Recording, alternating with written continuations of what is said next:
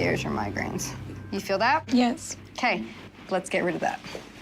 So not knowing what to expect, I was going into it like feeling a little apprehensive. Guess what? Another surprising thing?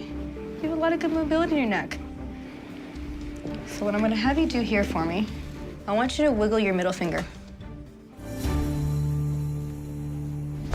Oh, holy cow. And then they're like, ah. They just had a chiropractic orgasm in my office. How good does that feel? It's wild, huh? Yeah. I love it. It was like kind of a scary, like shocking moment.